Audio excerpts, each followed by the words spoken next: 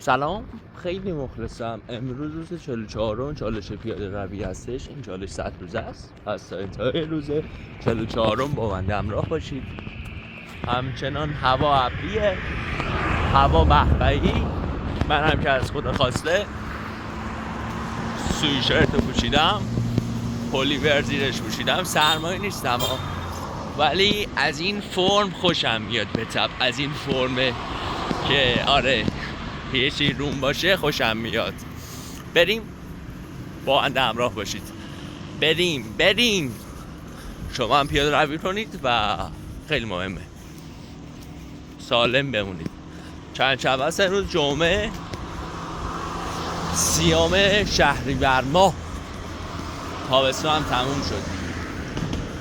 شما پیاده روی کردین؟ تو پرومتوس هم بنویسید.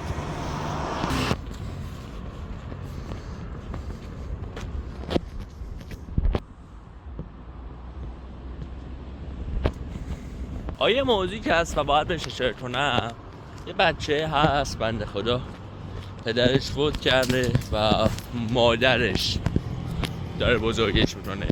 مادرش هم مادره هم پدرش، یه همچین فرمیه.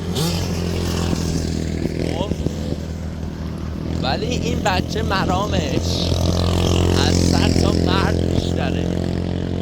واسه چی؟ خب هر سری که میاد درشه با من صحبت میکنه.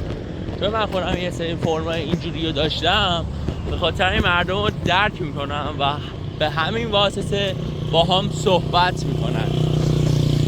و این صحبت، همین بچه هم صحبت میکنه با هم و هر وقت که میخواد بره خرید یا چی بخره میاد از سمت و سوی مغازه ما رد میشه، چون که سوپرمارکت بعد از مغازه ماست، بعد از املاک ماست به طب.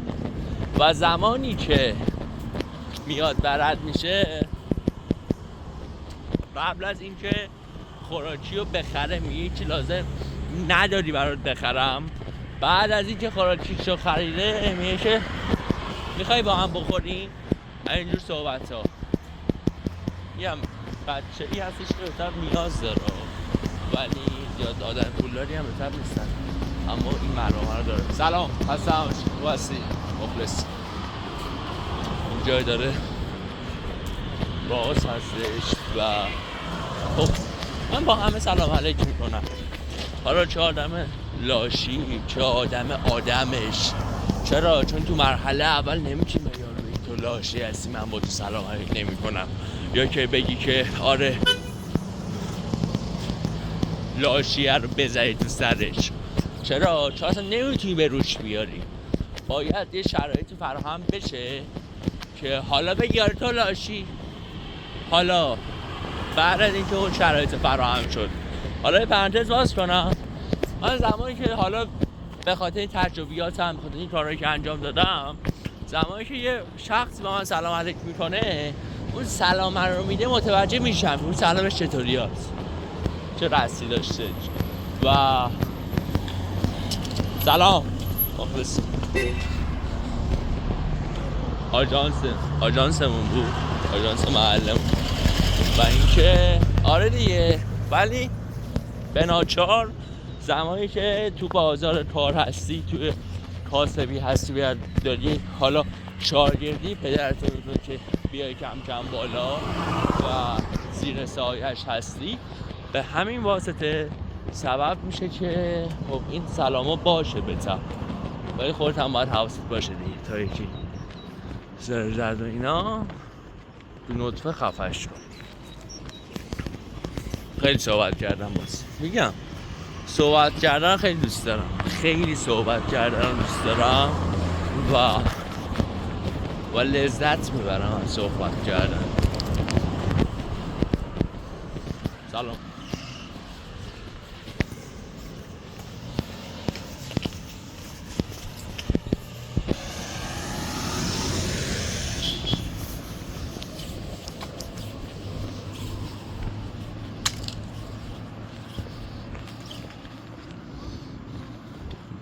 برگ هایی که خوش شده ریخته، ببین حالا این نه صدا، حالا بارون اومده ولی صدا میده دیگه، صداش میاد به تب. ولی اگر در پایین متوجه میشین که زمین خیسه به تب و زمین هم که خیس باشه بردار یه خوش نیست به اون که خیلی صدا بده، ولی همین صداش هست و این جذاب میکنه کار رو.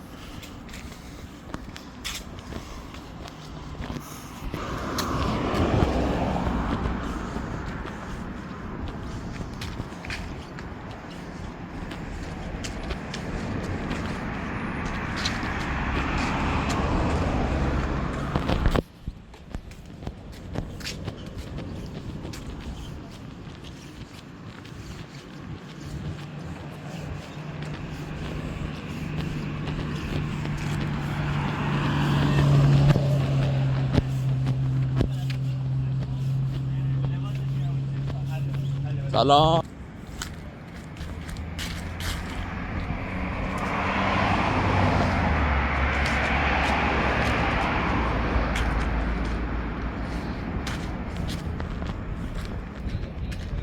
با این پسری سلام دادم، هم کلاسی اون بود معتمد و گفتم چطوری، بیحالی، چرا اینجوری بچه؟ و زمانی که راه علیپور بود گفتم آره اون تصادف کرده ماشینشون. بعد ماشینه رو دیدم اصلا خیلی بد بود. چطوری زدی بچه؟ واقعا چطوری میشه که زمانی که ماها تو مرحله اول پراید داریم، تیبا داریم، حالا ماشین اینطوری داریم که هیچیش معلوم نیست، باید حواسمون به خودمون باشه که نزنیم، خرابکاری نکنیم. چرا؟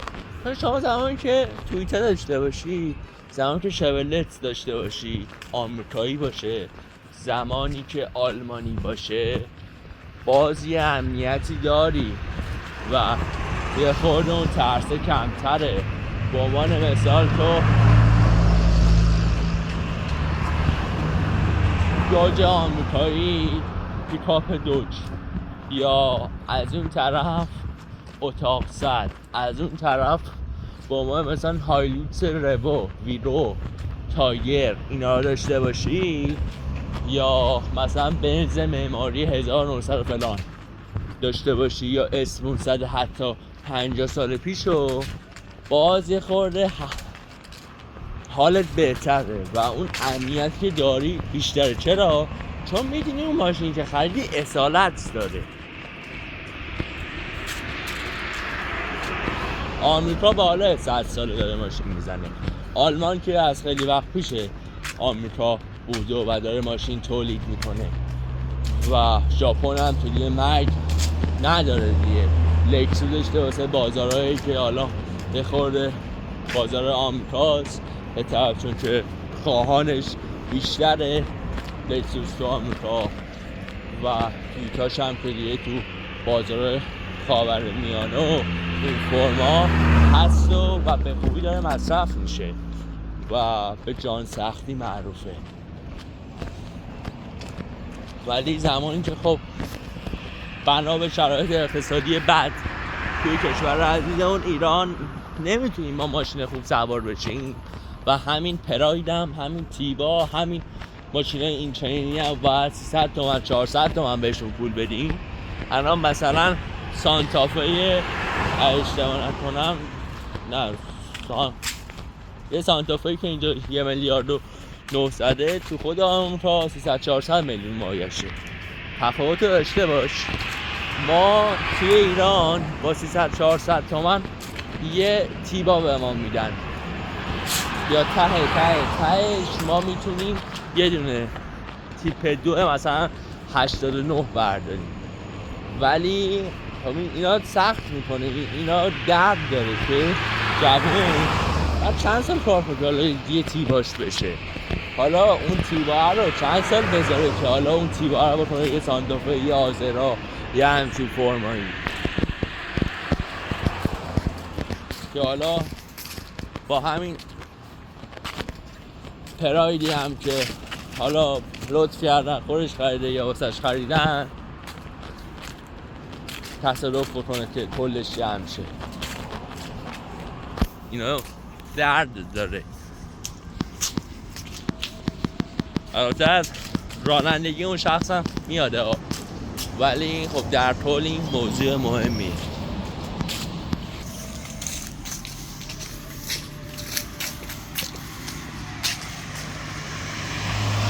این زباله هایی که خیلی وقت پیش صحبتشو کرده بودم و رفتم توی گیلان، این فرم زیاد هستش که اگر که یه تعدادی سر کوچه‌شون یا جلوی خیابونشون، جلوی درشون حتی سطح زباله نداشته باشن، بناچار آویزون میکنن روی میخی، تنه‌ای، یه همچین فرمی.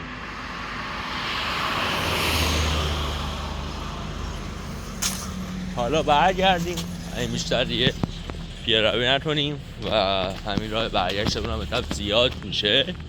امیدوارم که از این ویدیو لذت برده باشیم و این صحبت که میشه. راستیت این صحبت ها رو خیلی فلبدایه میاد که چه حرفی بدن. اصلا از یه تایمی به بعد همه صحبت های من تو این سوشال مدیا و این محتوایی که میسازم فلبدایه شده. یعنی من در حال حاضر بسید ناکن همین ماشینش جمع شده، اصلا جلو جمع شده. از یه تایمی به بعد یه صحبت ها تو سوشال مدیا کلن فلبدایه شده. یعنی زمانی که یه تیتر رو میدونم، تیتر اون خبری که شما میخواین بزنید روش کلیک بکنید، فقط اون تیتر رو ازش اطلاع دارم.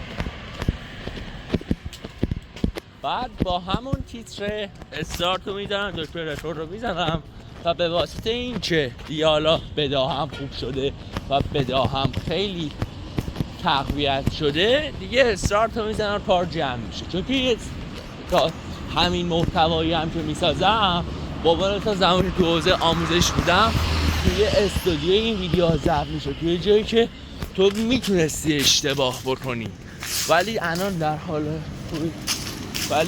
در حال حاضر ما حق اشتباه کردن نداریم. چرا؟ چون که این چالش روزانه هست به طب و هر روز باید ویدیوش ضبط بشه و رکورد بشه و همون روز منتشر بشه و از اون به بعد به عنوان مثلا من رفته بودم حالا ویدیوشو بعدها میذارم منتشرش میکنم، رفته بودم همایش آفرود ایران مال، اونجا اصلا بالای 1 ساعت صحبت کردم، بالای 1 ساعت ویدیو بود. اگر من همش میخواستم فکر کنم که چه حرفی بزنم اصلا نمیتونستم اونجا حضور داشته باشم. چرا؟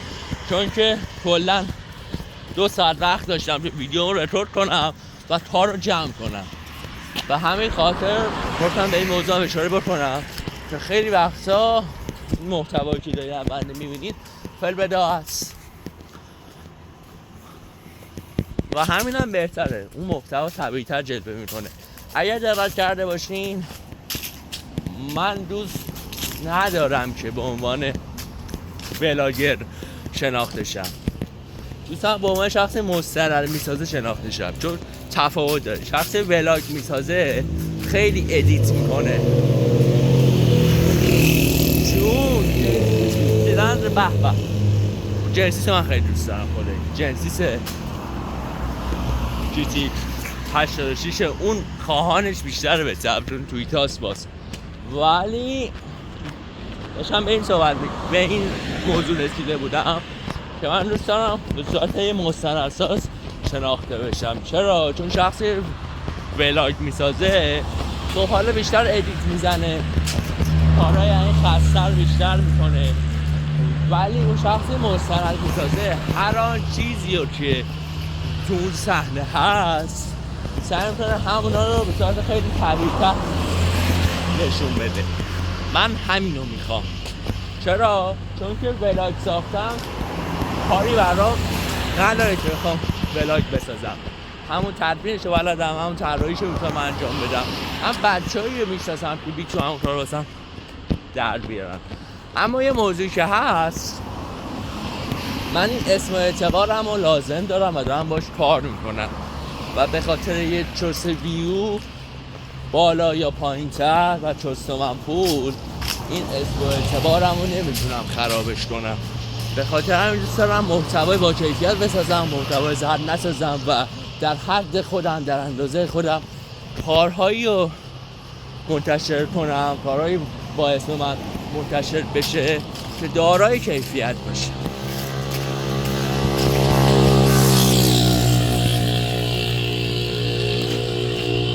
همواره تلاش من این بوده تو هر مدیایی، تو هر موضوعی که فعالیت کردم، همواره واسه این موضوع تلاش کردم و همواره به خاطر همین کار کردم، چون این موضوع واسه من خیلی مهمه. دوست ندارم که بعد تا بگم آره مرتضی چرت ساخته، هیچ چرت نه، چون من هدفم بزرگتره. یکی مثلا میگه که آره تهش میخوام اینطوری شم، نه، این همون بازه زمانی که من محتوای آموزشی میساختم اون هدفم نبود، همین الانم این هدفم نیست، هدف آخریم نیست، هدف همونم میان مدت بود، اینم میان مدته، چون من هدفم مسیرم بزرگتره.